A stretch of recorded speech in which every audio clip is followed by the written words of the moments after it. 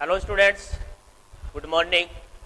हमने पिछले वीडियो में फ्रांसीसी क्रांति से जुड़े हुए कुछ एक बिंदुओं का अध्ययन किया था। आज अपन फिर एक बार इस वीडियो क्लास के अंतर्गत फ्रांसीसी क्रांति के प्रमुख कारण, जिसकी अपन ने पिछले कालांश में चर्चा की थी, जैसे कई राजनीतिक कारण भी रहे हैं या कोई सामाजिक कारण या कोई धार्मिक, कोई बौद्धिक या कोई अन्य कारण अपन कहें, कोई एक कारण जिम्मेदार न होकर अपन ने अलग अलग कारण पढ़े थे। उन कारणों का अपन फिर अगले बिंदु के अंतर्गत अध्ययन करेंगे। तो बेटे अपने पास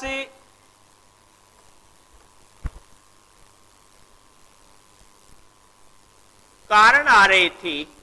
उन कारणों में पहला कारण अपन ने पढ़ा था राजनीतिक कारण।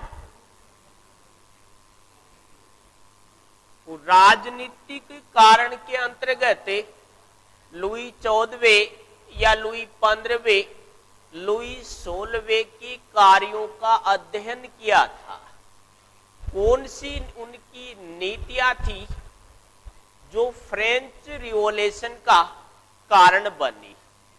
इस बिंदु का अध्ययन अपन ने पिछले वीडियो कालांश में कर लिया था। आज भी अपन एक दूसरा कारण, और दूसरा कारण अपन पढ़ेंगे सामाजिक कारण। दूसरा कारण आएगा फ्रांसीसी क्रांति का दूसरा सामाजिक कारण। कई बार जैसे परीक्षा में पूछा जाता है फ्रांसीसी क्रांति का सामाजिक कारण क्या था, तो बड़े इसमें ध्यान दोगे। फ्रांसीसी क्रांति के अंतर्गत सामाजिक व्यवस्था का अध्ययन करेंगे। तो बेटे पहले तो अपने को ये देखना होगा कि फ्रांसीसी समाज के अंतर्गत उस समय कितने वर्ग थे। तो बेटे पहले तो आप ये देखोगे उस समय फ्रांस के समाज में 3 वर्ग थे।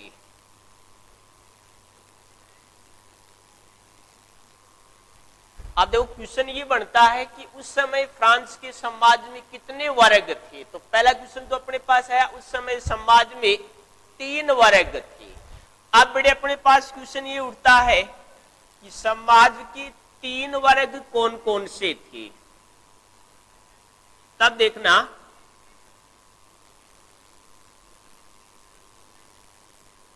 पहला पढ़ेंगे अपने, जैसे एक तो अपन ये पढ़ेंगे कि समाज कौन कौन से वर्गों में बटा हुआ था। तो पहला अपन पढ़ेंगे, जैसे अपन ये कह सकते हैं प्रथम वर्ग। दूसरा अपन पढ़ेंगे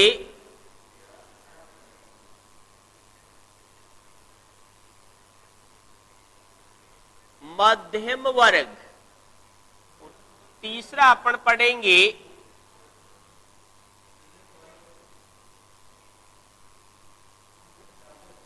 निम्न वर्ग।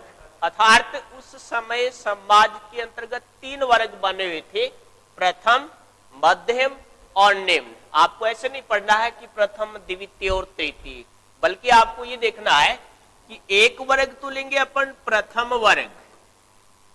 क्लियर। दूसरा अपने पास बिंदु आ रहा है मध्यम वर्ग, और तीसरा बिंदु अपने पास आ रहा है निम्न वर्ग।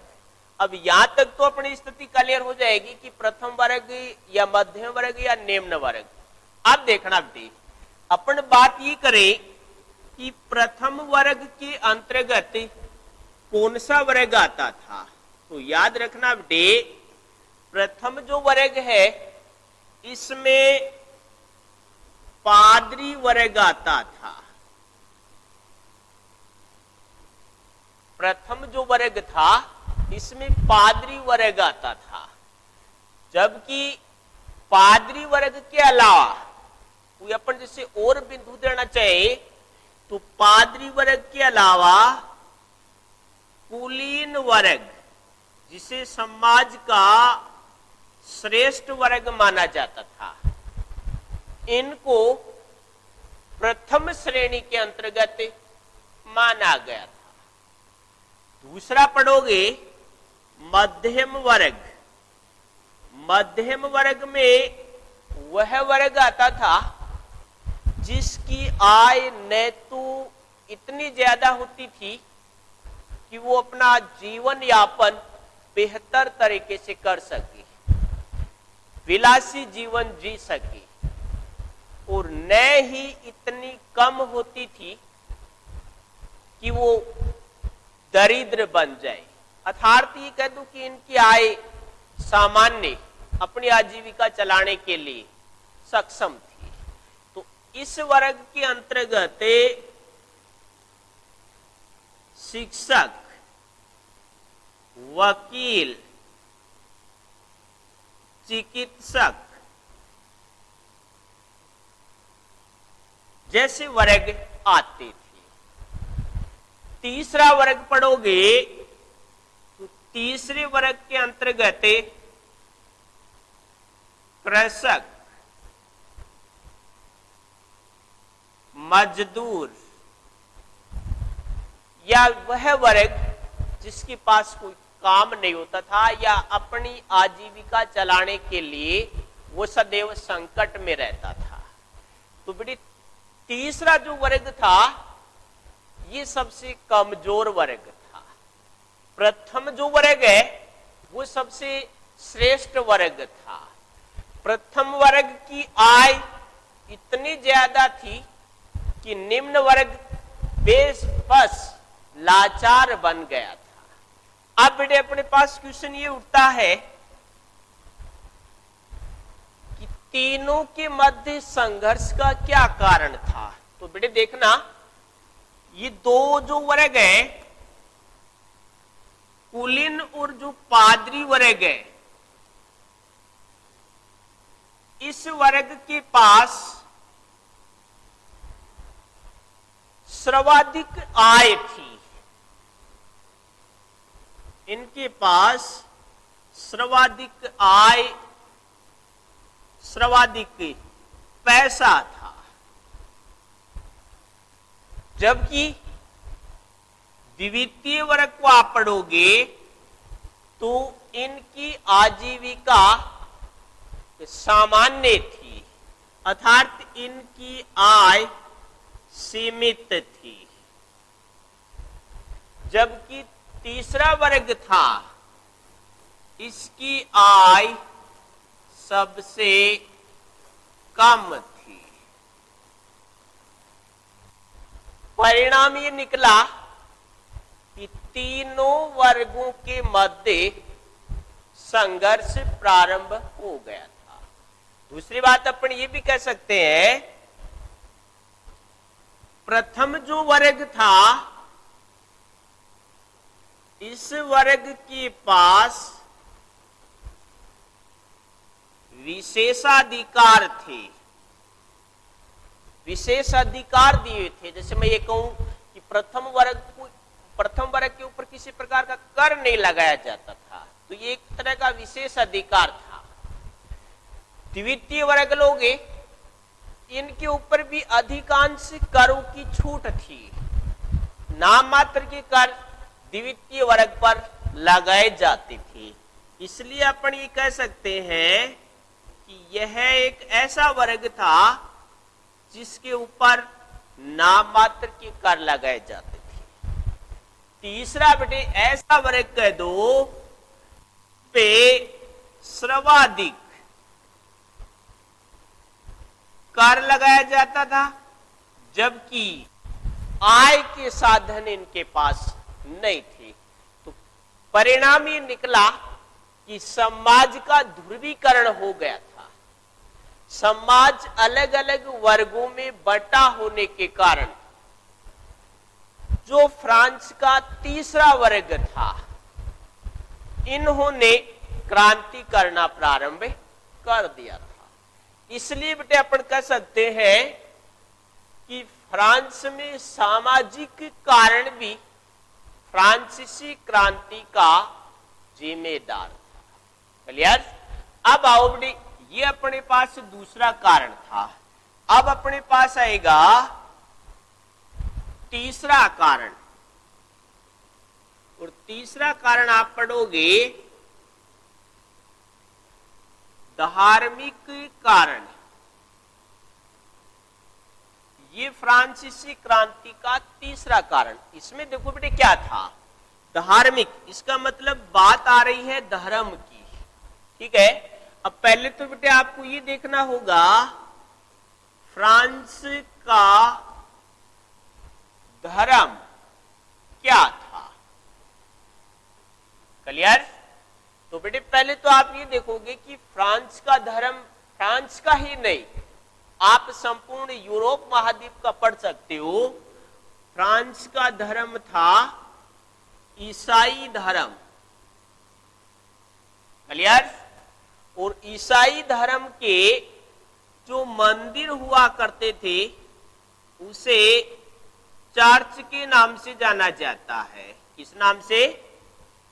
चर्च। ईसाई धर्म का पवित्र स्थान चर्च के नाम से जाना जाता है।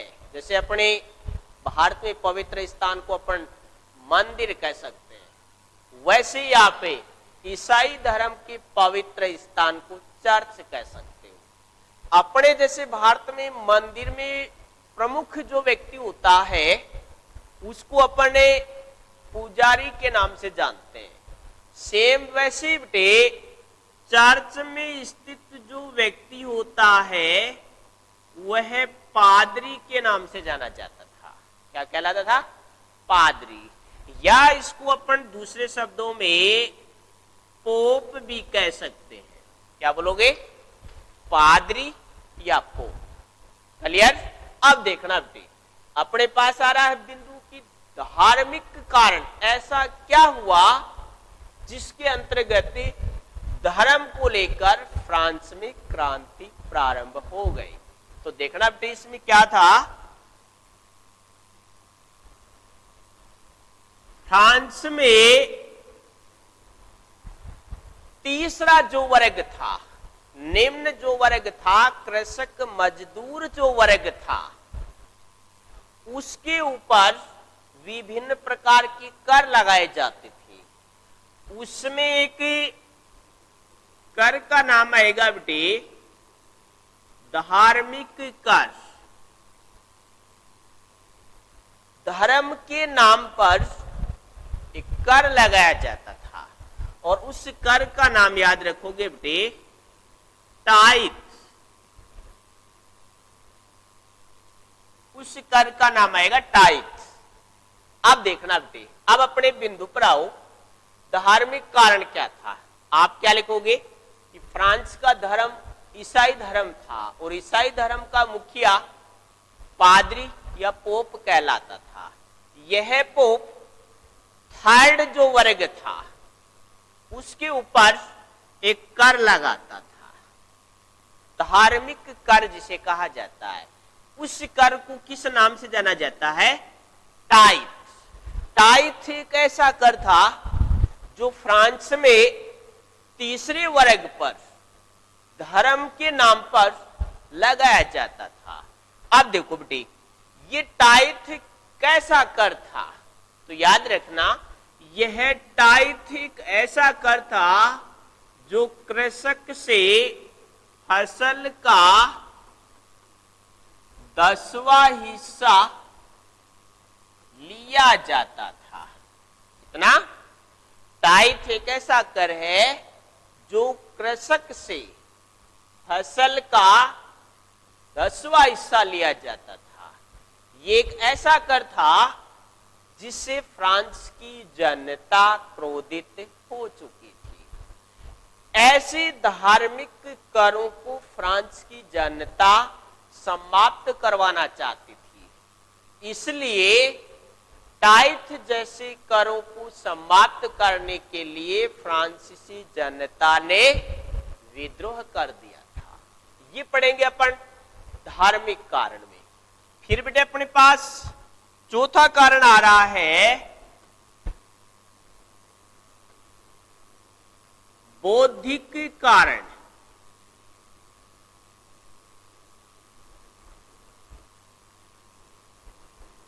बौद्धिक कारण, अब देखना प्लीज, बौद्धिक कारण क्या है? बौद्धिक का मतलब आप समझो बुद्धि से, दिमाग से। इसका मतलब कुछ व्यक्ति ऐसे थे जो फ्रांसीसी जनता को विद्रोह के लिए तैयार कर रहे थे। लुई 16वें के खिलाफ एक बड़ा गुट तैयार कर रहे थे। लुई 16वें की गलत नीतियों का विरोध कर रहे थे। ऐसे लोग बुद्धिजीवी लोगों में थे। इन लोगों ने फ्रांस की जनता को जागरूक किया, एकजुट किया, एक मंच पर लाए। उन लोगों में अब कौन कौन थी वो देखना है। तो बेटे पहले तो आप ये ध्यान दोगे कि फ्रांसीसी क्रांति के विचारों को फैलाने वाले लोग कौन कौन थे। तो बेटे याद रखना, फ्रांसीसी क्रांति में रूसो, बहुत ही प्रसिद्ध विद्वान कह दो, सामाजिक संविधा जैसी किताब इस व्यक्ति की लिखी हुई है। रूसो, वाल्टेयर,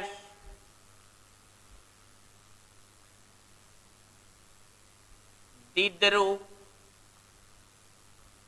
आदि ऐसे विद्वान थे।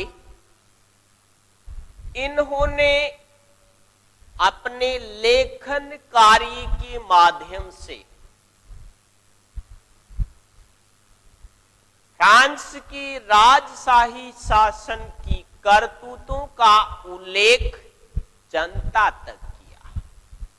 जैसे रूसो, और विद्वानों के नाम अपन दे सकते हैं, जैसे अपन कहें रूसो, वाल्टेयर, दिदरो। इसके अलावा जैसे और पढ़ेंगे अपन मॉन्टेस्क्यू,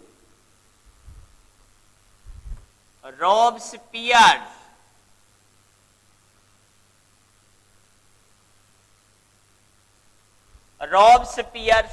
आदि। ये ऐसे विद्वान थे जिन्होंने अपनी कलम के माध्यम से फ्रांस की राजशाही शासन का विरोध किया। तो देखो इसमें रूसो, इन्होंने अपनी प्रसिद्ध पुस्तक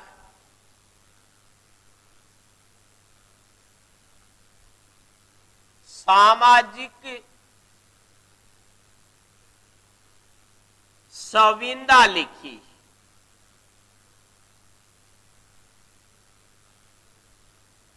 सामाजिक संविदा बहुत ही शानदार बुक मानी जाती है, रूसो के द्वारा लिखी हुई किताब। सोशल कॉन्ट्रैक्ट भी अपन इसको बोल सकते हैं। रूसो के द्वारा लिखित प्रसिद्ध पुस्तक सामाजिक संविदा में समाज के किए जाने वाले कार्यों का उल्लेख किया। और यह पुस्तक फ्रांस में इतनी लोकप्रिय हुई कि फ्रांस की जनता रूसो के साथ आ गई थी। रूसो कहा करता था कि वह राजा नहीं हो सकता। वो क्या कहता है रूसो कि वह राजा नहीं हो सकता जो जनता में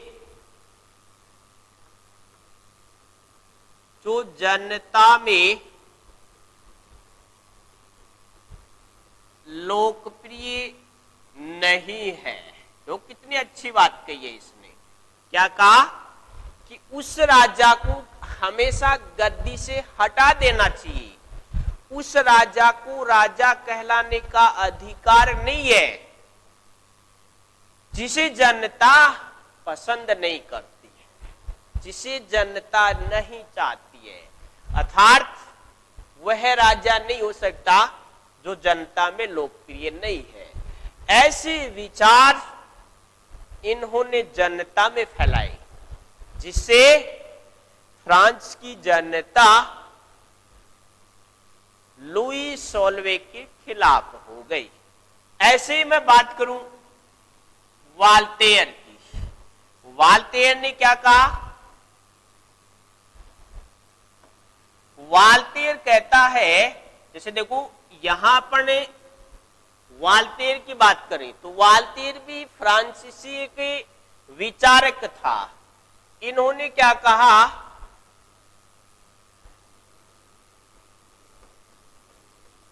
वाल्टेयर फ्रांसीसी विचारक ये कहता है, हो सकता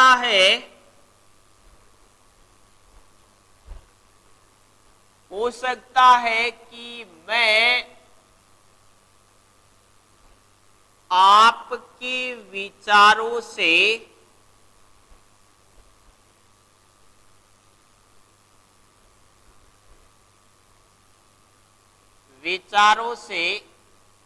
सहमत नहीं हूं। तो कितनी अच्छी बात कही है इसने कि हो सकता है मैं आपके विचारों से सहमत नहीं हूं,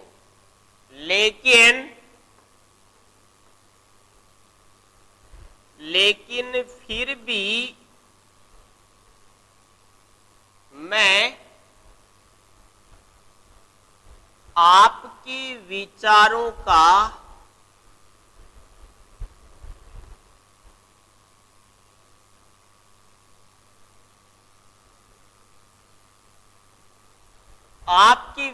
का सम्मान करूंगा। अब देखो बेटे, ऐसे विचार जब जनता में जाएंगे तो क्या होगा? फ्रांसीसी जनता शासक के खिलाफ विद्रोह के लिए तैयार हो जाएगी। इसलिए वाल्टेयर कहता है कि मैं आप जो विचार दो मैं सहमत हूं या नहीं वो अलग बात है, लेकिन मैं आपके विचारों का सदैव सम्मान करूंगा। ऐसे बेटे आप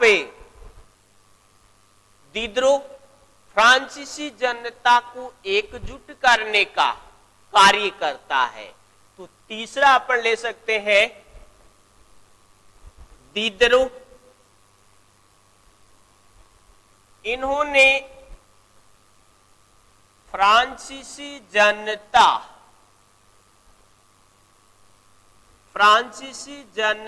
को एकजुट करने का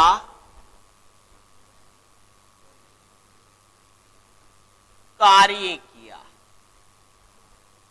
साथ ही रूसो के दिए विचारों को दिद्रो ने जनता में फैलाया, जिससे जनता शासक के खिलाफ हो गई। अगला अपन पढ़ेंगे मोंटेस्क्यू। इन्होंने फ्रांस की जनता में एक सिद्धांत दिया था और वो सिद्धांत था शक्ति पृथक्करण का सिद्धांत। शक्ति पृथक्करण का सिद्धांत। मोंटेस्क्यू ने क्या कहा कि एक शासक को संपूर्ण शक्तियां अपने हाथ में नहीं रखनी चाहिए।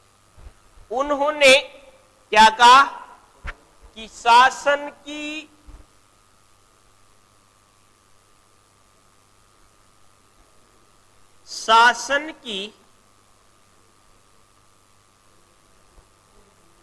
संपूर्ण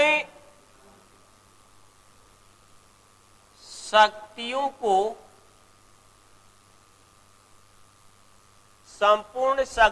को 3 भागों में बांट देना चाहिए।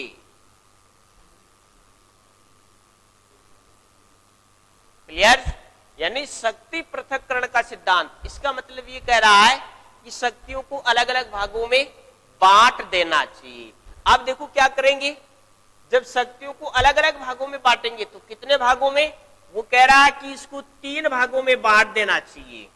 3 भाग कौन से बना रहा है, ये देखना, इसमें 3 भाग बनाएगा। उसमें एक कह रहा है व्यवस्थापिका, एक ऐसा वर्ग बना दो जो सिर्फ व्यवस्था करने का कार्य करता है। दूसरा वर्ग बना दो कार्यपालिका, यह जाएगा बेटे आपका दूसरा वर्ग। क्लियर? और एक तीसरा वर्ग बनेगा न्यायपालिका। क्लियर? अब देखना बेटे, मोंटेस्क्यू ने जो सिद्धांत दिया, उसने सिद्धांत कौन सा है, शक्ति पृथक्करण का सिद्धांत। शासन की संपूर्ण शक्तियों को कितने भागों में बांटना चाहता है, 3। और 3 भाग कौन से हैं, व्यवस्थापिका है, कार्यपालिका है, न्यायपालिका। मोंटेस्क्यू क्या कहता है कि एक व्यक्ति को शासन की संपूर्ण शक्तियां अपने हाथ में नहीं लेनी चाहिए, उसे उन शक्तियों को 3 भागों में, व्यवस्थापिका, कार्यपालिका और न्यायपालिका में बांट देना चाहिए। और ऐसे विचार जब फ्रांस की जनता में पहुंचे तो बेटे फ्रांस की जनता उद्वेलित हो गई और इन्होंने लुईस सोल्वे के खिलाफ विद्रोह की तैयारी कर ली थी। अगला बिंदु अपन पढ़ते हैं बेटे। अब जैसे देखो अपने पास बिंदु कौन सा है, मॉन्टेस्क्यू, रॉबस्पियर आदि। अगला बिंदु अपने पास कौन सा है, रॉबस्पियर। तो चौथा बिंदु आ रहा है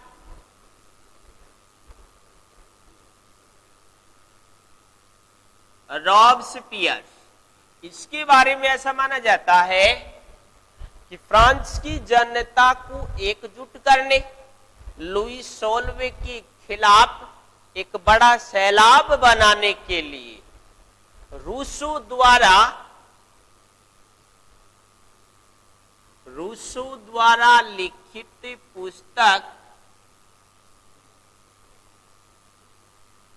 पुस्तक सामाजिक संविदा अपने पास रखता था। क्लियर? अब देखो ये व्यक्ति क्या करेगा, ये फ्रांस की जनता को एकजुट करने के लिए रूसो ने जो पुस्तक लिखी थी सोशल कॉन्ट्रैक्ट, सामाजिक संविदा, उस पुस्तक को यह अपने साथ रखता था। तो बेटे लास्ट जो अपन ने कारण पढ़ा है ये काफी महत्वपूर्ण कारणों में है, जो अपन ने नाम दिया ना बौद्धिक कारण। बौद्धिक कारण में देखो नाम याद रखना, रूसो, वाल्टेयर, दिदरो, मॉन्टेस्क्यू, रॉबस्पियर। और प्रत्येक व्यक्ति का मैंने नीचे विचार लिखा है, कौन से व्यक्ति ने क्या कहा, तो प्रत्येक बिंदु को बेटे आप ध्यान रखोगे। और क्रांति का एक अंतिम कारण आपको बताऊंगा जो आपको याद रखना बेटे, 5वां कारण, और वह आएगा तात्कालिक कारण। तात्कालिक कारण क्या था, तो बेटे देखो इसमें फ्रांस की जनता लंबे समय तक लुई 14वें, लुई 15वें, लुई 16वें इनके शासन कार्य से दुखी हो चुकी थी। दूसरी सबसे बड़ी बात यह थी कि फ्रांस की संसद, याद रखना बे, फ्रांस की संसद किस नाम से जानी जाती है? पार्लेमा। क्या नाम दोगे? पार्लेमा।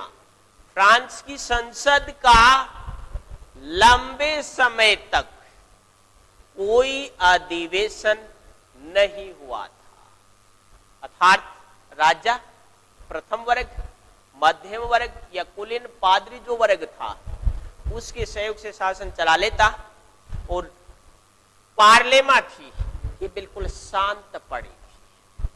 क्लियर? अब बड़ी होता क्या है, फ्रांस की जनता को शांत करने के लिए पार्लेमा का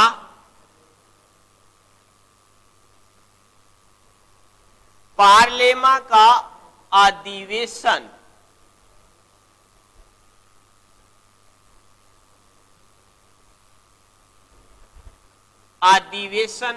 तय किया गया। क्या किया गया? अधिवेशन।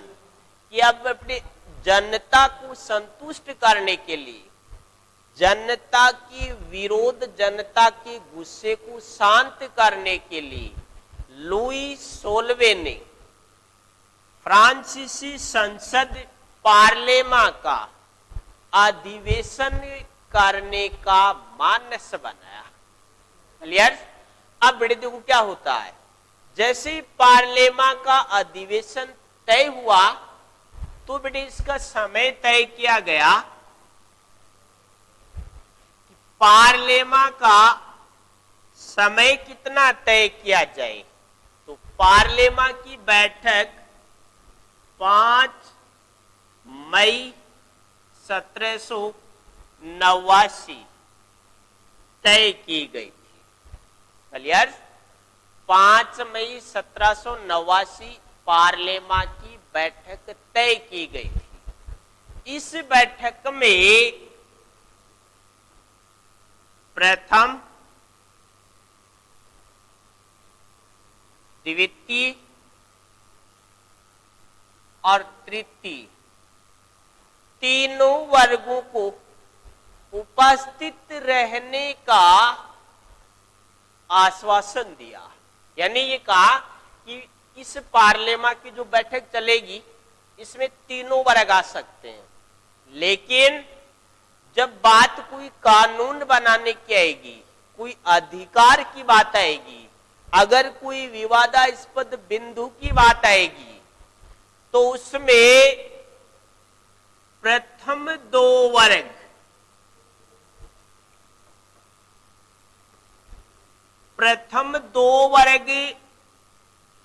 अपने